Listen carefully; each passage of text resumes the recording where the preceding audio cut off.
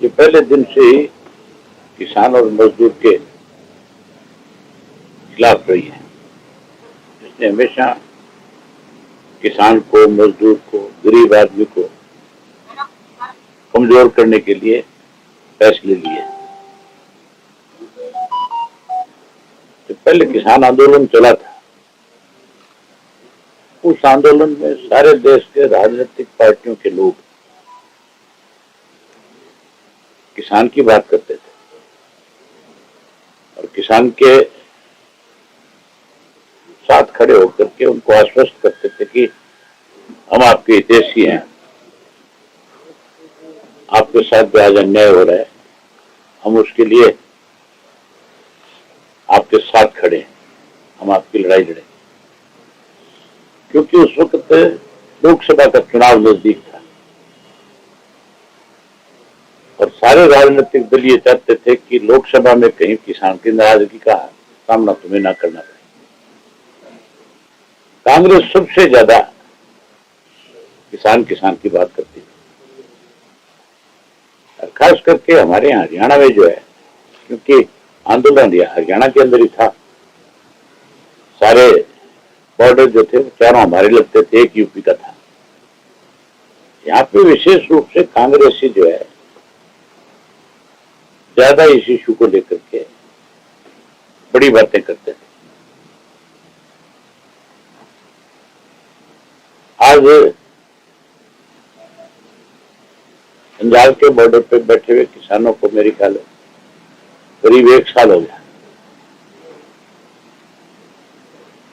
लोकसभा का चुनाव भी जा लिया और विधानसभा का भी जा लिया।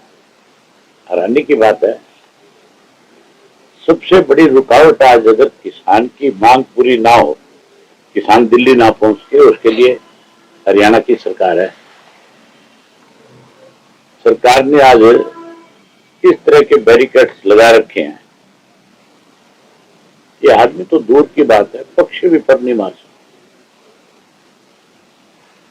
मैंने खुद अपनी आंख से देखा है, आप जैसे पत्रकार साथियों ने जो वहां गए थे उनसे बात करिए। पहले तो कील लगाया करते थे, अब की बात तो कंक्रीट की दीवार है और बहुत बड़ी दीवारें हैं। ऐसी दीवार है पुल के ऊपर बना रखी कि कल को उसको हटाना पड़ेगा तो पुल भी डैमेज हो जाएगा, वो भी नया बनाना पड़ेगा।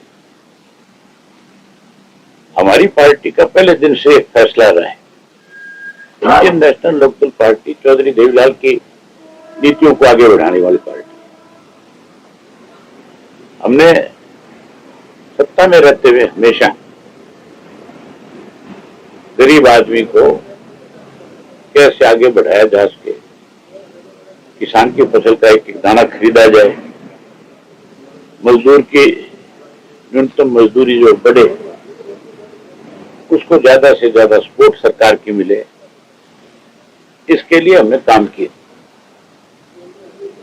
और सत्ता से बाहर जब रहे, जब भी किसी ने किसान की, मजदूर की, गरीब की अनदेखी करी, हमने डट करके उसके साथ खड़े होकर के उसकी मदद करी। आज भी इंडियन नेशनल लोकदल पार्टी का एक कार्यकर्ता जो है इस आंदोलन में भी किसान के साथ है। हमने अपने पार्टी के सभी साथियों को बाकायदा तौर पे इस बात की हिदायत दी है, इस आंदोलन में जहां हमारी जरूरत पड़ेगी हम हर तरह से खुल करके किसान के साथ होंगे और उसकी मदद करेंगे। हमारी पार्टी चौधरी देवीलाल की नीतियों की पार्टी, और चौधरी देवीलाल हमेशा किसान के बहुत बड़े पक्षधर रहे हैं।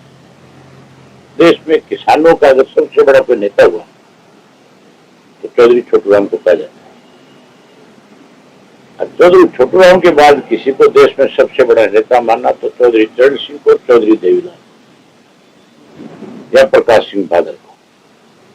आज तो किसानों की बात तो बहुत लोग करते हैं, अखबारों में बयान तो बहुत देते हैं और किसान हितैषी होने का नाटक भी करते हैं, लेकिन जब उसकी लड़ाई लड़ने की बात आती है तो ना विधानसभा में बोलते हैं और ना ये लोकसभा में बोलते हैं।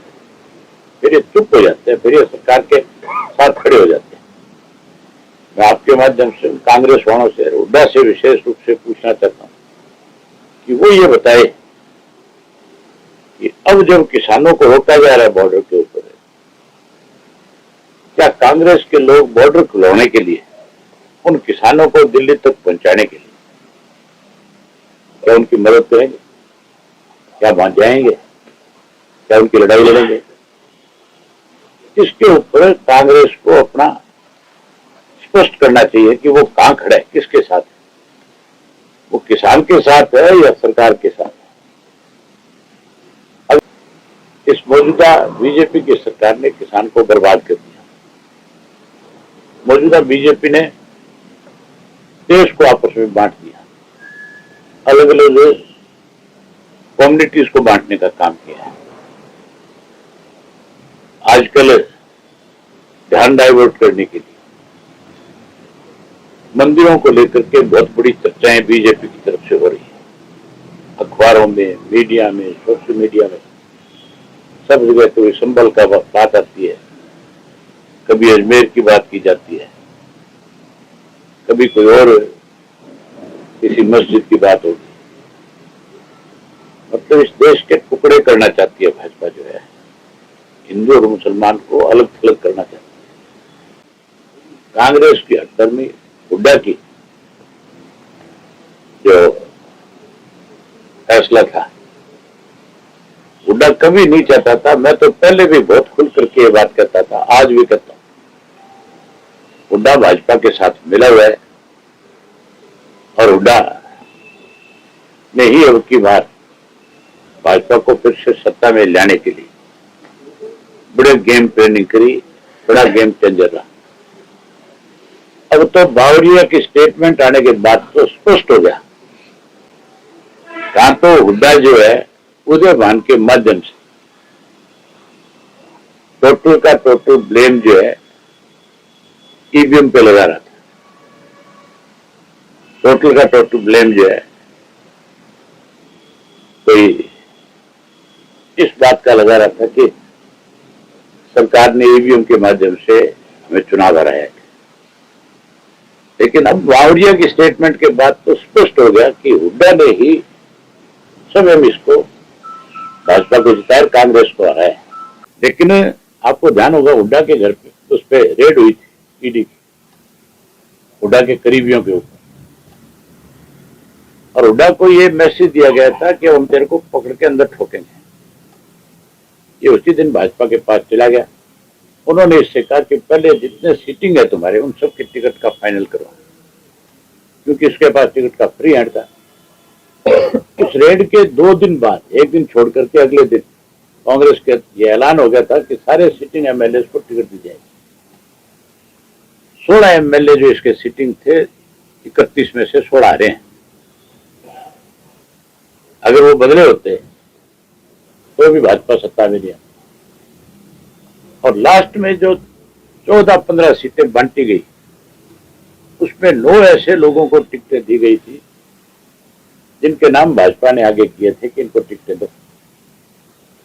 ऐसे ऐसे लोगों को टिकटें दी थी जिनको टिकट देते उनका विरोध शुरू हो गया था, क्योंकि जिसको चाहते थे लोग कि इसको कांग्रेस की टिकट मिले, उसको दी नहीं, उसकी काट दी। शारदा राठौड़ को सारे लोग कहते थे इसको टिकट दे देगी, ये जीत जाएगी।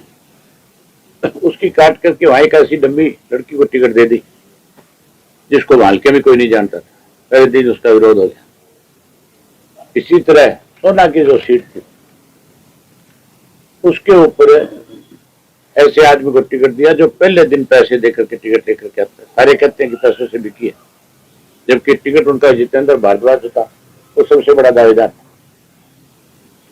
इस तरह से 9 टिकटें फिर इन्होंने अपनी काटी।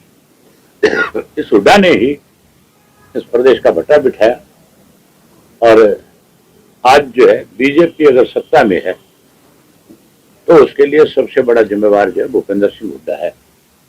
बताओ, बात ईवीएम की करते हैं, मैं भी कहता हूं कि बैलेट से चुनाव होना चाहिए।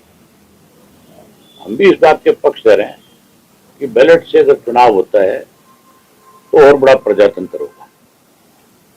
हो सकता है कोई ईवीएम में हो गड़बड़, लेकिन शैलजा कैसे चुनाव जीते अगर ईवीएम में गड़बड़ थी?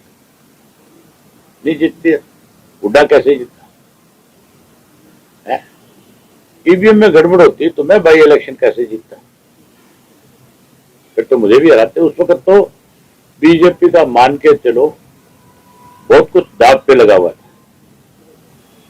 उस वक्त तो भाजपा ये चाहती थी भी किसी तरीके से अभय सिंह को अगर हराएंगे तो किसान हारेगा, वो लड़ाई तो किसान के साथ। तो मैं इतना इस चीज को दोषी नहीं मानता। हाँ ठीक है, सारे देश के लोगों की एक डिमांड है कि ईवीएम की बजाय बैलेट से चुनाव हो, बैलेट से कराओ। लेकिन ये जो बहानेबाजी है इससे नहीं बच सकता। हुड्डा ये कह करके नहीं बच सकता कि ईवीएम में गड़बड़ थी। गड़बड़ तो हुड्डा में है। किसान आंदोलन को लेकर के जिस तरह से आपने इस्तीफा दिया, उसके बाद दोबारा आपने चुनाव लड़ा, तो क्या इस बार भी ऐसा कुछ हम लोग की ओर से किया जाएगा? कोई अगर इस तरह के हालात बने, उस वक्त तो मैं एक विधायक था, अब हमारे 2 विधायक हैं। अगर कोई जरूरत पड़ी हम उस तरह से फिर मैदान में आएंगे, क्या दिक्कत है? चंडीगढ़ हमारा है। चंडीगढ़ की तरफ कोई आंख उठा करके देख भी नहीं सकता। ये सब लोगों को गुमराह करने के लिए इस किस्म की बातें बारी बारी पॉलिटिकल पार्टियों के लोग कहते रहते हैं। भाजपा की तरफ से लंबे समय से एक बयान आ रहा है कि हम विधानसभा के लिए जमीन अलॉट हो रही है, जल्दी विधानसभा नई शुरू कर देंगे। पंजाब के गवर्नर ने क्लियर कर दिया कि हमने कोई जमीन अलॉट नहीं करी है, कोई दी नहीं है, क्योंकि चंडीगढ़ का प्रशासक वो है। उसने साफ कर दिया कि हमने कोई जमीन अपनी तरफ से हरियाणा गवर्नमेंट को अलॉट ही नहीं करी है, ना कोई जमीन हमने उनसे अब तक उसके बदले में उसके एवज में मांगी है। हम अगर चंडीगढ़ में कोई जगह ले तो उसके एवज में दे क्यों? चंडीगढ़ में हमारा हिस्सा है,